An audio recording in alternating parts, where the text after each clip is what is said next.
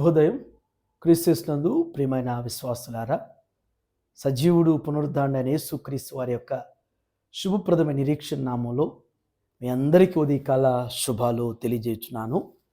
November 27 ఈ ఉదయకాల సమయంలో దేవుని యొక్క స్వరైనటువంటి కృపను దేవుడు మనందరికీ దయచేయటాన్ని బట్టి మొట్టమొదటిగా మనందరం కూడా దేవునికి ఎంతగానో కృతజ్ఞతలు చెల్లించాల్సిన వారుగా ఉన్నాం. ఇది మన టీఎల్సిన దిన ఆహారంలో దేవుని యొక్క వాక్యాన్ని మన జ్ఞాపకం చేసుకున్నాం. అపోస్తలుడైన పౌలు ఎఫెసీయులకు రాసిన పత్రిక 6వ అధ్యాయం 10వ వచనాన్ని చదువుకుందాం. తుదకు ప్రభు యొక్క మహాశక్తిని బట్టి ఆయన యందు బలవంతులై ఉండుడి. దేవుని బిడ్డలారా, ఉదయకాల సమయంలో పౌలు ఆనాటి ఎఫెసీ సంఘాన్ని ఈనాడు దేవుని బిడ్డలైనటువంటి విశ్వాసులైనటువంటి మనందరికీ కూడా ఒక ఆధ్యాత్మికమైనటువంటి ఒక చక్కటి మేలుకొలుపుతో ఉన్నటువంటి సందేశం ద్వారా పౌలు భక్తులు పరిశుద్ధాత్మావేశం ద్వారా ఈ ఉదయం మన జ్ఞాపకం చేస్తున్నారు. ఈ భాగంలో మీరు గమనించినట్లయితే ప్రభు యొక్క మహాశక్తిని బట్టి అనేటువంటి మాట అంటున్నాడు. ప్రభు యొక్క మహాశక్తి.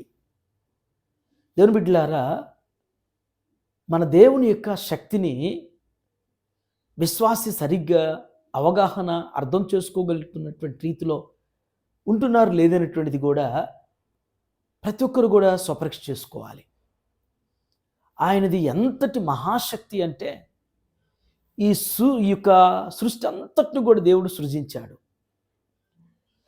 ఆయన ఆనాడు కలుగునుగాకని ఆదికాండం 1వ అధ్యాయంలో సెలవిచ్చే ప్రతిదీ కూడా 5 దినాల్లో ఆయన కలుగు చేసిన సృష్టిలో పనితనాన్ని మీరు చూడండి. ఆయన కలుగు చేసేటువంటి సమస్తాన్ని సృష్టి అంతటిని కూడా మీరు గమనిస్తే ఆయన శక్తిని మనం అవగాహనలోకి తెచ్చుకోగలుగుతాం. ఆయన శక్తి మీద మనం ఆధారపడగలుగుతాం. ఆయన ఎంతటి శక్తివంతుడు అయినటువంటిది మనం గుర్తించగలుగుతాం, అది గ్రహించి అనుసరించగలుగుతాం. మహాశక్తిమంతుడు, మహాశక్తి కలిగిన వారు అని అంటున్నారు పౌలు. నిజమే. ఈ సర్వాన్ని కూడా సమస్తాన్ని కూడా ఏ విధంగా సృష్టించి వాటి పనితీరు అవి ఏ విధంగా పనిచేయాలనేటువంటిది నిర్ణయించున్నారో ఈ పనిలోనే అవి చేసేటువంటి పనిని బట్టే ఆయన యొక్క శక్తిని మనం గుర్తించవచ్చు. మరొక మాట అక్కడ ఆయన యందు బలవంతులై ఉండండి అంటాడు. మహాశక్తి కలిగినటువంటి దేవుని యందు మీరు బలవంతులై ఉండండి. దేవుని బిడ్డలారా, 2 రకాలైనటువంటి బలాన్ని మనం గుర్తు చేసుకోవాలి.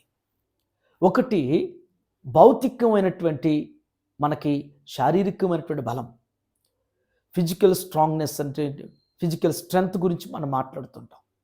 ఎంత బలమో అని అంటుంటాం. ఎంత బలం ఉన్నా కానీ పరిస్థితులు ఎదురైనప్పుడు, లేకపోతే సమస్యలు, ఇబ్బందులు, కష్టాలు వచ్చినప్పుడు బలవంతులు సైతమే బలహీనులైపోతుంటారు. ఈ బలం మీద ఆధారపడి, ఈ బలం మీద నమ్మకం ఉంచి, ఈ బలాన్ని బట్టి అతిశ్రయపడటం అది అరిష్టం, అనర్థం. అది మన యొక్క బుద్ధిహీనతకు, అజ్ఞానానికి నిదర్శనం అవుతుంది. ఒక విశ్వాసికి కావాల్సింది ఆత్మీయమైనటువంటి స్థైర్యం అనేటువంటిది, ఆధ్యాత్మికమైనటువంటి బలం అనేటువంటిది ఆయన వాక్యాన్ని ధ్యానించడం ద్వారా, ఆయన కార్యాలని మనం గుర్తించడం ద్వారా దేవుడు మనకి మనోస్థైర్యాన్ని ఇస్తాడు. మనకు ఒక సందర్భం మనం గుర్తు చేసుకుంటాం. ఎప్పుడు కూడా గొలియాతును, దావీదును మనం గుర్తు చేసుకున్నప్పుడు గొలియాతు పర్సనాలిటీ చూడండి, దావీదు పర్సనాలిటీ చూడండి.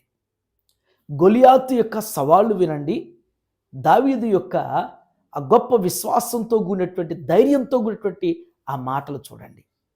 గొలియాతుకేమో తనకున్నటువంటి అంగబలాన్ని బట్టి, తనకున్నటువంటి పర్సనాలిటీ, ఆ శౌర్య బలాన్ని బట్టి తను విర్రవీగుతూ గొలియాతు కేక వేస్తున్నాడు.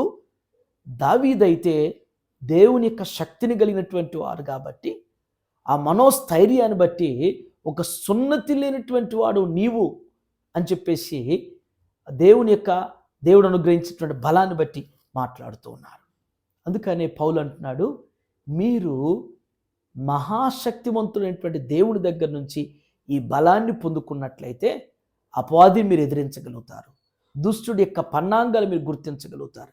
ఈ లోకంలో మన ఆత్మీయ జీవితంలో విశ్వాసం ముందుకు నడుస్తున్నప్పుడు ఎన్నో ఇబ్బందులు వస్తాయి, ఎన్నో సమస్యలు, ఎన్నో కష్టాలు, ఎన్నో ఒడిదుడుకులు వచ్చినప్పుడు బలవంతులు సైతం ఇందాక చెప్పినట్లు కానీ బలహీనలైపోతారు. నీవైతే ఆత్మస్థైర్యం కలిగి ఉన్నప్పుడు ఎలాంటి కష్టాలైనా, ఇబ్బందులైనా, నిందలైనా, ఎలాంటి సమస్యలైనా కానీ వాటిలో గుండా నీవు వెళ్ళగలుగుతావు. భక్తులు మనం గమనిస్తే ఎందరో జీవితాలు మనం చూసినప్పుడు వారు దేవుని యందు బలం కలిగి, ఆ భక్తిలో కలిగినటువంటి బలం చేత వారు వాటిని ఎదుర్కోగలిగారు, నిలవగలిగారు. దేవుని కొరకు సాక్షులుగా మరి జీవితాలని మరి ప్రణంగా పెట్టి ముందుకు సాగగలిగారు. అటు రీతిగా ఉదయకాల సమయంలో మహాశక్తి కలిగినటువంటి దేవుని యొక్క బలాన్ని, ఆయన బలం పొందుకుంటూ ఆయన్ని అడిగి మరి కలిగి ముందుకు సాగుటకు పరిశుద్ధాత్మ దేవుడు మన స్థిరపరుస్తూ నడిపించుగాక. ఆమేన్. ఇది మన క్వశ్చన్ ఏంటంటే, ఎవరిని ఎదిరించుటకు ఈ బలం కావాలి?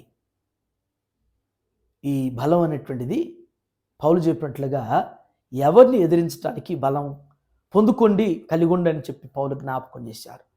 ఎవరిని ఎదిరించడానికి? మీరు ఆన్సర్ను కామెంట్ బాక్స్లో పోస్ట్ చేయాల్సింది మనం చేస్తున్నాం. ప్రార్థన చేసుకుందాం. శాశ్వతమైన ప్రేమతో ప్రేమిస్తూ విడోకమాయలను క్షణ కృప చూపుతున్న దయగల మా ప్రభువా, ఈ ఉదయం నా తండ్రి మా ఆత్మీయ జీవితానికి మరొక కొసమెరుపు ద్వారా నా తండ్రి మీరు జ్ఞాపకం చేసి అయ్యా మా ఆత్మీయ జీవితాన్ని పరిశీలన చేసుకోవటానికి పౌలు యొక్క పత్రిక ద్వారా మమ్మల్ని హెచ్చరిక చేసిన దాన్ని బట్టి మీకు వందనాలు చెల్లిస్తున్నాం. తండ్రి, మీరు మహోన్నతులు, మీరు మహాశక్తి కలిగినటువంటి శక్తిమంతుడైనటువంటి దేవుడు. దేవా, మీ చేతి పనులే మీ కార్యాలని వర్ణిస్తున్నాయి. మీ చేతి పనులు మీరు కలుగు చేసేటువంటి సుందర సృష్టి నా ప్రభువా, మీ మహాపరాక్రమ శౌర్యశక్తిని నిరూపించే రీతిలో నిదర్శనంగా జ్ఞాపకం చేస్తున్నాయి. ఇప్పటికీ గ్రహించలేనటువంటి అందులుగా అయ్యా బుద్ధిహీనులుగా ఉంటే క్షమించండి. దేవా, మీరు అనుగ్రహించేటువంటి ఆధ్యాత్మికమైనటువంటి స్థైర్య బలాన్ని మేము కలిగిన తండ్రి ముందుకు సాగలిగినటువంటి శక్తిని మాకు అనుగ్రహించండి. ఈ లోకంలో ప్రభువా మరి ముందుకు సాగుతున్నప్పుడు నా తండ్రి బిడ్డలు ఉద్యోగరీత్యా, కుటుంబరీత్యా నాయన మరి పరిసరాల నిమిత్తం నా తండ్రి నిరంతరం నా ప్రభువా ఎన్నో సమస్యలు, ఇబ్బందులు, ఒడిదుడుకులు, కష్టాలు నాయన నిందల్లో వారి జీవితాలు సాగుతుంటే నా తండ్రి వాటిలో గుండా సాగటానికి నా ప్రభువా వారికి కావలసినటువంటి బలాన్ని, శక్తిని, ధైర్యాన్ని ఇస్తూ మీ కృపలో నడిపించి స్థిరపరచమని మరొక పర్యాయం ఈ ఉదయం సముద్రాహాన్ని చూస్తున్న ప్రతి బిడ్డను కూడా మీ చేతులు సమర్పిస్తున్నా.